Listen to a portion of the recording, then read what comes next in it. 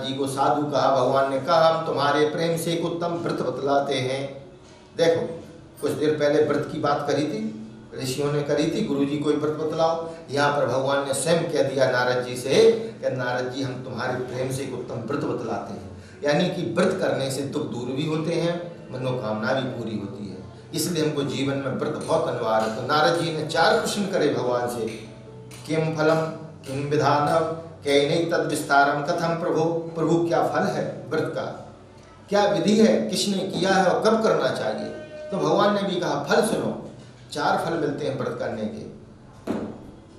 बोले क्या फल मिलते हैं, दुख शोकादि शमनम, व्रत करने से दुख और शोक शांत हो जाते हैं। धन धान प्रबद्धम, धन धान की वृद्धि होती है। सौभाग्य संतति प्रदम, सौभाग्य संतान की प्राप्ति होती है। सर्वत्र विजय प्रदम, जहां भी चले जाओ वहीं विजय प्राप्त होती है। अब देखो इनका अर्थ सही से समझो, दुख शोक शमनम, जिनको भगवान के प्रति आसक्ति होती है उनके जीवन में किसी भी प्रकार का दुख और शोक हो जाए तो कहते सब भगवान दूर करेंगे। ठीक। धन दान की वृद्धि, धन दान की वृद्धि का मतलब होता है कि वर्तमान जीवन में हमें जो चाहिए वो मिल जाए। ऐसा नहीं है कि घर भर जाए और तिजोरियां भर जाए तो हमारे, इसको धन दान वृद्धि कहते हैं, नहीं कहते हैं। जिनने घर तिजोरी भर लेते हैं वे सब वहीं छोड़ के चले जाते हैं और ना उसका वो भोग कर पाते हैं। जरूरत समय पर जो हमको जरूरत है वो मिल जाए तो समझ लेना धन दान की वृद्धि है। संतति प्रदम, सौभाग्य और संतान, जीवन में जिसके लिए 2 है वही सुंदर है। और सर्वत्र विजय, सर्वत्र विजय का मतलब होता है कि हम जहाँ कहीं भी जाएं हमें कोई आदर से बिठा ले, कोई जल पिला दे, ये विजय है।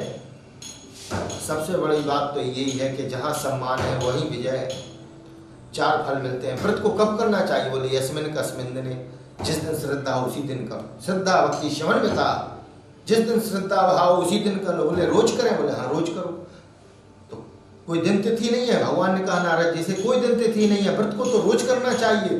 तो बोले रोज करें तो कैसे करें, बोले 10 आचरण है। जो व्रत के 10 आचरणों का पालन करता है उसी को ही व्रत कहते हैं। आचरण ही व्रत है। क्या है आचरण, बोले पहला 10 आचरण बतला रहे नारायण भगवान नारद जी को। तो पहला बतला रहे, बोले प्रातः उत्थाय, जो सूर्योदय से पहले उठ जाता है नियम से ब्रह्म मुहूर्त में, वही एक व्रत है।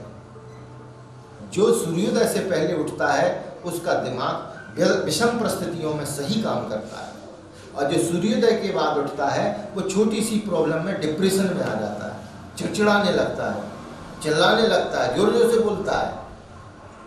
इसीलिए हमको सूर्योदय से पहले उठ करके बड़ा एक्स्ट्रा नॉलेज, एक्स्ट्रा बुद्धि हो जाती है, अच्छे काम करते हैं, अच्छे विचार आते हैं। इसलिए प्रातः उत्थाय, सवेरे जल्दी उठना ही एक व्रत है।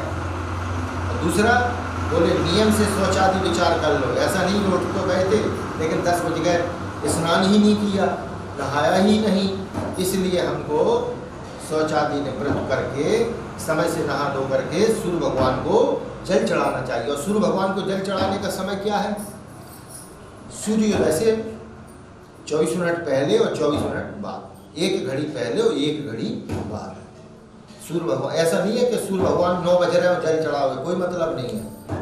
सूर्य भगवान को जल चढ़ाने का एक नियम है कि जब सूर्य भगवान निकल रहे हो तो लोटा की धार लेकर के आगे की तरफ छोड़ें और उस धार में से सूर्य भगवान को देखें, बिना कुछ दिए नहीं देखना चाहिए। तो देना क्या है, 1 लोटा जल। किसी ब्राह्मण के यहाँ कोई पुत्र का जन्म होता तो सूर्य भगवान सबसे ज़्यादा खुश होते हैं, क्योंकि उन्हें किसी और पे भरोसा नहीं है, ब्राह्मण के पुत्र पर जरूर भरोसा है कि ये जरूर हमको 1 लोटा जल चढ़ाएगा। इसीलिए हमको 1 लोटा जल सूर्य भगवान को उसी समय चढ़ाना चाहिए, यानी कि समय से शौचादि निवृत्त हो जाओ। और तीसरा आचरण क्या है, नित्य उपासना करो। भगवान के सन्मुख कम से कम 6 मिनट और ज़्यादा से ज़्यादा 24 मिनट बैठना चाहिए। उपासना, आसन लगा करके बैठना है, तो बैठेंगे तो भजन करेंगे, अपने इष्ट मंत्र, गुरु मंत्र, जो भी अपने आराध्य देव है उनका पाठ पूजे के नित्य उपासना करना है। ये एक तरह का व्रत है, जो नित्य पूजा करता है वह व्रत है। और चौथा आचरण क्या है, बोले हमको संकल्प लेना चाहिए कि आज हमें करना क्या है। जिसके जीवन में संकल्प है वही व्यक्ति सफल है। संकल्पित जीवन ही सफलता का सूचक होता है।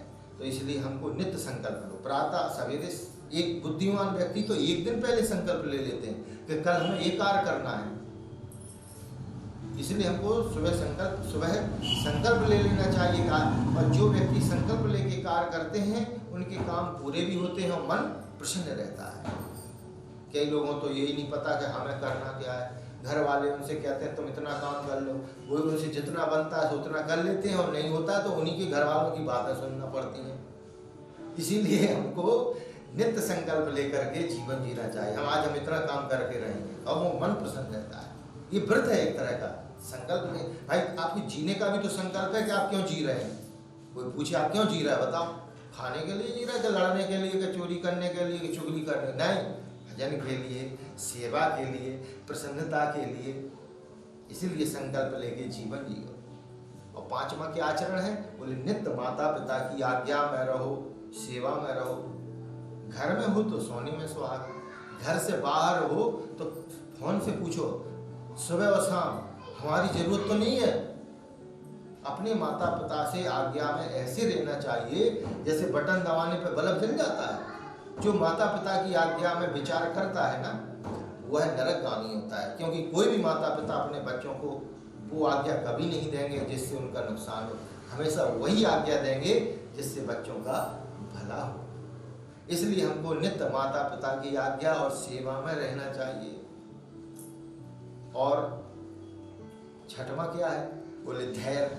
जीवन में जिसके धैर्य है वही विजय प्राप्त करता है। जिसने धैर्य छोड़ दिया वह गया। इसलिए धैर्यवान व्यक्ति विजयी होता है। अभी विपत्ति आई थी देश पर, कोरोना आया था, तो सरकार ने क्या कहा था? घर में रहो, स्टे होम है, रुको, धीरज रखो। और जो धीरज रखे रहे वो बैठे रहे, और जिनने धीरज छोड़ दिया, घर से गए तो लौट के ही नहीं आए। इसीलिए धैर्यवान व्यक्ति हमेशा विजय प्राप्त करता है। और सातवां क्या है? बोले क्षमा। हमें संग कोई कैसा ही व्यवहार कर दे उसको क्षमा कर देना चाहिए। किसी के व्यवहार को याद नहीं रखना चाहिए। एक अम्मा हमसे कहती, महाराज हमको नींद नहीं आती है रात भर, ना भूख लगे ना कुछ लगे, हमारा तो दिमाग का शांत ही नहीं रहता है। तो हमने कहा कि अम्मा किसी की पुरानी बातें याद रखे हो? तो बोले हाँ। क्यों रखे हो?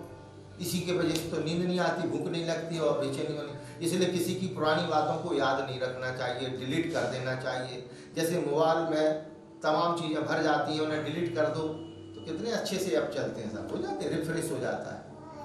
इसीलिए हम अपने जीवन को रिफ्रेश रोज करो, जिसको जीवन में जीने के लिए सरलता बनी रहे।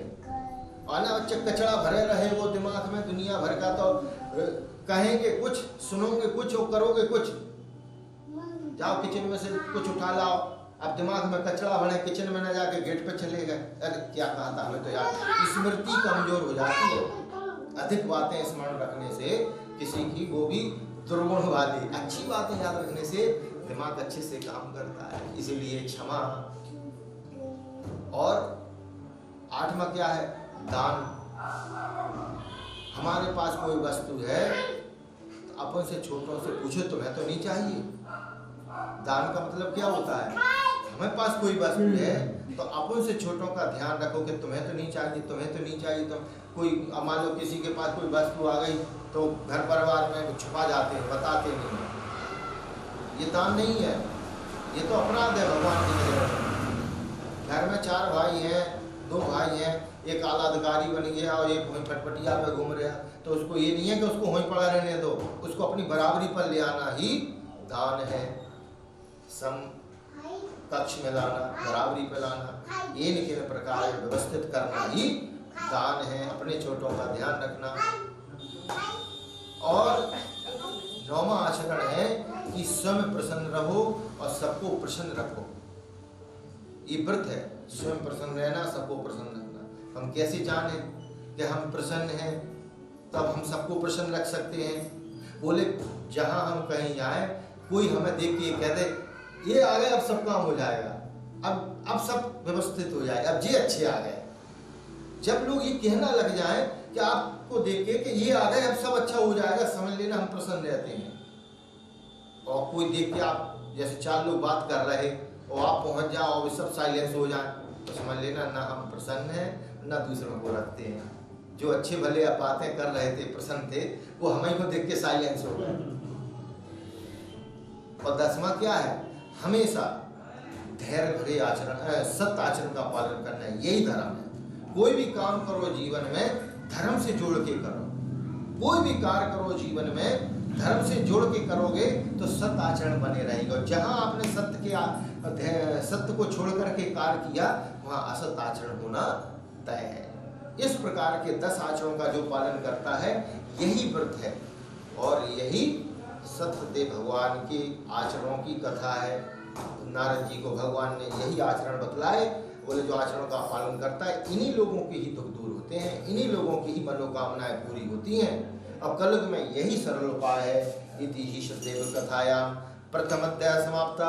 बोलिए श्री सत्यनारायण भगवान